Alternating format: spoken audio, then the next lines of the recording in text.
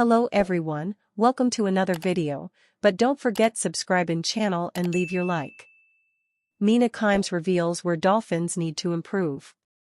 The Miami Dolphins made the NFL playoffs in the 2022 and 2023 seasons, which gave their long-suffering fans hope for 2024, but instead of building on that success, the team fell backward. They went 8-9 and missed the playoffs. And a big reason for that lack of success was Tua Tagovailoa's third diagnosed concussion as a pro player, which forced the quarterback to miss 4 games early in the schedule. But the Dolphins also have some roster holes, and ESPN analyst Mina Kimes revealed one area where they have to improve: the offensive line. I don't care that your QB throws the ball in 2.25 seconds. You are not going to win football games in January if you can't run the ball better. And you can't run the ball better if you don't invest in that offensive line, particularly on the interior, Kimes said, via Fins Extra. Pro Football Network ranked the Dolphins' offensive line 26th this season, and it was a factor in them finishing 21st in rushing yards, tied for 23rd in rushing touchdowns, and tied for 27th in yards per rush attempt. Devon Achane is one of the game's more explosive young running backs, and though he ran for 907 yards and 6 touchdowns in 2024, he could use some help to unlock his full potential. With Tagovailoa vulnerable to concussions and head injuries, investing in a very strong offensive line has to be a big priority for Miami this offseason.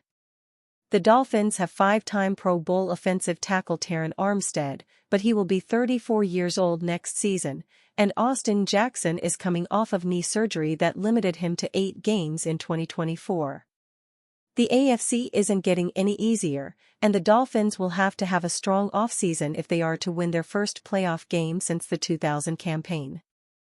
Dolphins free agents 2025, walk, tag, re-sign Tyler Huntley. The Miami Dolphins have a quarterback dilemma staring them in the face in 2025. It is not a starting quarterback question, where Tua Tagovailoa is entrenched on top of the depth chart, but they have to make sure the backup roles behind him are ready to step in if another injury occurs. In 2024, when Tagovailoa sustained a concussion and a hip injury, the team seemed to be scrambling, with multiple backups tried. Veteran Tyler Huntley was eventually added to the roster and provided some stability, but it was not enough to push Miami into the playoffs. Could a full year in the Dolphins' offensive system turn Huntley into the backup quarterback Miami needs? Do they need to move on to find someone else for that role? That is the decision the team needs to make, and today it is the decision we are asking you to make. Each year, as the start of free agency nears, we take a look at the players on the Dolphins roster who have contracts that expire with the start of the new league year.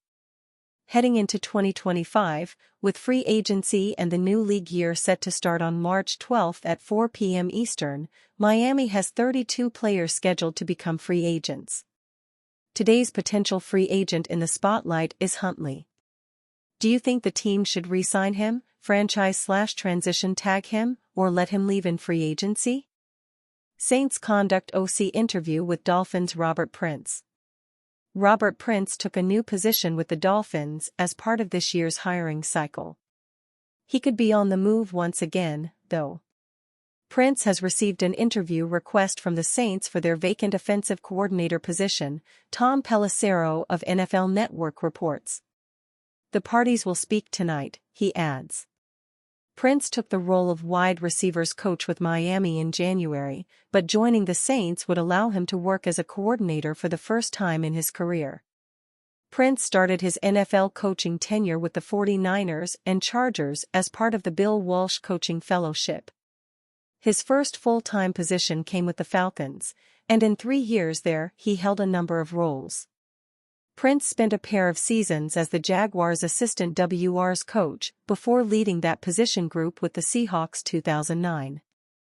The Lions brought in Prince to coach their receivers the following year, and he remained with the team through 2020. The 59-year-old occupied that same role for a single campaign with the Texans before making an interstate move to the Cowboys. In 2024, Prince had pass game coordinator added to his title. with Dallas moving in a different direction, to an extent, on the sidelines this offseason, though, Prince was among the staffers who changed teams. His decision to join the Dolphins set him up to work with a group headlined by Tyreek Hill and Jalen Waddle, but that would of course change if he took New Orleans' OC position. New Saints head coach Kellen Moore confirmed in his introductory press conference that he will call plays on offense, which comes as little surprise given his OC background. Still, his search for Clint Kubiak's replacement is a key part of the process of building his first staff as a head coach. And you fan? Do you think about Robert Prince's situation? Write on the comments.